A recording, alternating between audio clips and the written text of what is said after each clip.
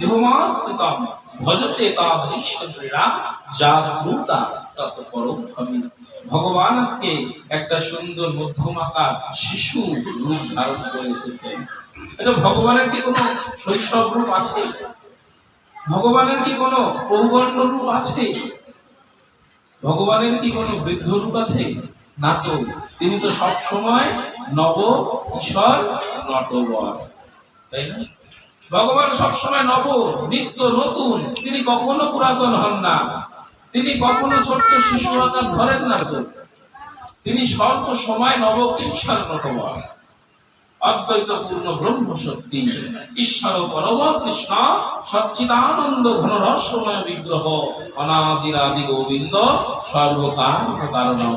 গীতায় গৌর হরি বল। তাহলে সেই ভগবান আজকে মধ্যমাকার শিশু রূপ ধরে এসেছেন মধুময় শ্রীধাম বৃন্দাবনে। বলে যে ভাবে তুমি তাকে দেখেছো সেই ভাবে আজকে গোলকই ভাবে দেখতে পাচ্ছ না। বলে ভগবান ধরা দিলে তবে জীব ধরতে পারে, ভগবান দেখা দিলে তবে জীব তাহাকে দেখতে পারে। এত সহজ জিনিস তো না। গীতা ভাষ্যে ভগবান বলেছেন না অর্জুনকে, অর্জুন চেয়ে দেখো সর্বভূতে সম, সবার মধ্যে আমি, আবার চেয়ে দেখো কিছুর মধ্যে আমি নাই। বলে দেখার মতো যদি নয়ন থাকে, বলে প্রহ্লাদ মহারাজ স্তম্ভের মধ্যে যদি ভগবানকে দর্শন করতে পারেন, বলে আমি কেন দেখতে পাচ্ছি না? হবে না প্রশ্ন? প্রহ্লাদ মহারাজকে জিজ্ঞেস করেছিলেন হিরণ্যকশিপু, সর্বত্র হরি ভজ, হ্যাঁ হরিকে দেখতে পাও? বলে হ্যাঁ দেখতে পাই বলেই তো বুঝি, দেখতে পাই বলেই তো বুঝি। বলে এখানে কোথায় আছে?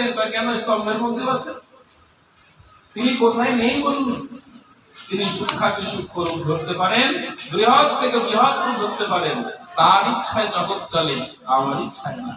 তাহলে ভগবানকে দেখবার মতো নয়ন লাগবে। এই নয়নটা জড় নয়ন, জড় বুদ্ধি সম্পন্ন নয়ন, জড় জগৎ দর্শন হয়। কিন্তু যতক্ষণ না ভক্তি চৈতন্যের সেই নয়ন জাগ্রত হবে, ভক্তি নয়নের প্রকাশ হবে, ততক্ষণ কোনদিন গুরু গোবিন্দ লীলা রূপ দর্শন হয় না। বলে এই নয়নটা তো আছে, এই নয়নটা প্রকাশ করবেন কে? ভক্তির নয়ন করবেন কে? তাই কেন পরম দয়াল শ্রী গুরুদেব প্রণাম মন্ত্রে বলেন না, অজ্ঞান তিমিরান্ধস্য জ্ঞানাঞ্জন সলতয়া চক্ষুরুন্মীলিতং যেন তস্मै শ্রী গুরবে নমঃ। একমাত্র পরমারাধ্য শ্রী গুরুদেবেরই কাজ এটা। আমার এই জগদাধারিক নয়নটাকে ভক্তি অঞ্জন লাগিয়ে দিয়ে একটু ভক্তি আচ্ছাদন দিয়ে তিনি ভক্তির নয়ন করে দেবেন, অপ্রাকৃত দেহ করে দেবেন। প্রাকৃত জড় বুদ্ধি ত্যাগ করিয়ে, মায়িক বোধ বুদ্ধি ত্যাগ করিয়ে একটু ভক্তি স্পর্শ করিয়ে দেবেন। তবে তো এই জগতের ভজন হবে। গুরু ছাড়া হবে না, গুরু ছাড়া সম্ভব? এই জগতে কৃষ্ণ লীলা, কৃষ্ণ রূপ, চরণ দর্শন, কৃষ্ণ প্রাপ্তি গুরু ভিন্ন হয় নাই, হতে পারে না। গুরুকে লাগে। তাই বলেছে না, গুরু কল্প তরুমূলে একবার বসগে যারি মন। গুরু কল্প তরুমূলে একবার বসগে যারি মন।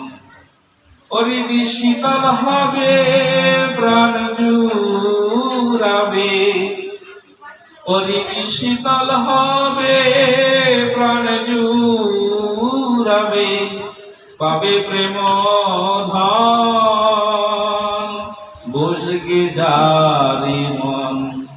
গুরু কল্প তরুমূলে একবার বসগে যারি মন। আজকে আকাশ বাতাসটা কত শীতল, তাই না? এই যে সকলে বসে আছেন, কত আরাম পাচ্ছেন না?